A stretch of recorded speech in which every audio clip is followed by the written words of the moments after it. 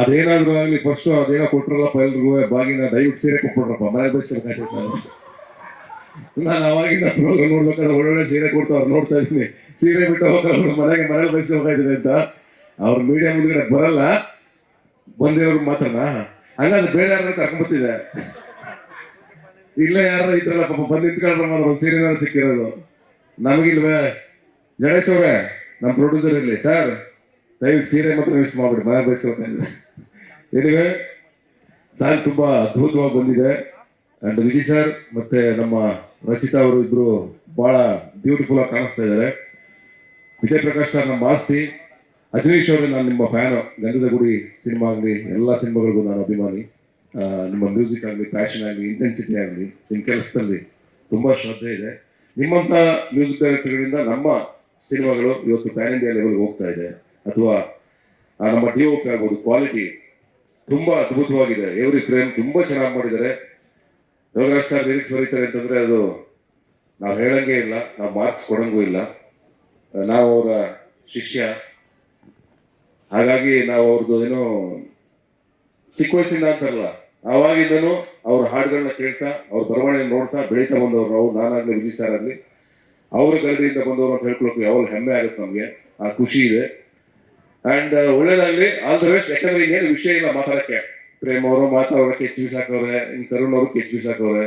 ಇನ್ನು one and only ನಮ್ಮ ಗುರುಗಳು ಇಡೀ ಶೋನೇ ತಿಂದು ನುಂಗಿ ನೀರು ಕುಡಿದ್ರು. ಇನ್ನು ನಮ್ದೇನು ಉಳಿದಿಲ್ಲ ಇಲ್ಲಿ ಭಾಗ. ಗುರುಗಳೇ ಎಲ್ಲಾ ರೀತಿಯಲ್ಲೂ ಎಂಟರ್ಟೈನ್ ಮಾಡಿದ್ರೆ ಶೋನ.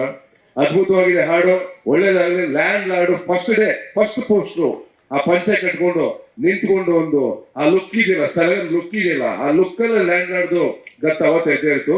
ಈ ಸಿನಿಮಾ 100%. ಅಂಡ್ ರಚಿತಾ ಅವರ ಬರ್ಡೇ ಒಂದು ಟೀಸರ್ ಬಿಟ್ಟಿದ್ರು, ಎಕ್ಸ್ಟ್ರಾಡಿನರಿ ಟೀಸರ್ ಅದು. ಅವ್ರು ಬರೋದಾಗ್ಲಿ, ಆ ಲುಕ್ ಆಗಲಿ.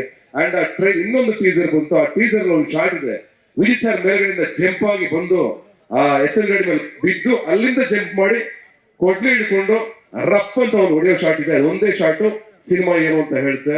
ವಿಜುವಲಿ ಅಷ್ಟು ಇಂಟೆನ್ಸಿಟಿಯಿಂದ ಸಿನಿಮಾನ ಕಟ್ಟಿದ್ದಾರೆ. All the best. Land lord ಖಂಡಿತವಾಗ್ಲೂ ಗೆಲ್ಲುತ್ತೆ. ನಿಮ್ ಒಳಗಡೆ ನೋಡಕ್ಕೆ ಸಾಧಾರಣ ಮನುಷ್ಯ ತರ ಕಾಣ್ತೀರಾ ಜಡೇಶ್, ನೀವು ಯಾರ ಸಣ್ಣ ಹುಡುಗನ ತರ, ಮಗು ತರ ಕಾಣಿಸ್ತೀರಾ. ಅದ್ರ ಇಷ್ಟೊಂದು ಕ್ರೌರ್ಯ, ಇಷ್ಟೊಂದು ರೋಷ, ಆವೇಶ ಎಲ್ಲ ತುಂಬಿದೆ ಅಂತ ಗೊತ್ತಾಗಲ್ಲ. ಎಕ್ಸ್ಟ್ರಾಡಿನರಿ ಟ್ರೀಟ್ ಮಾಡಿದ್ದಾರೆ ವಿಜುವಲಿ ನೀವು ಸಿನಿಮಾನ.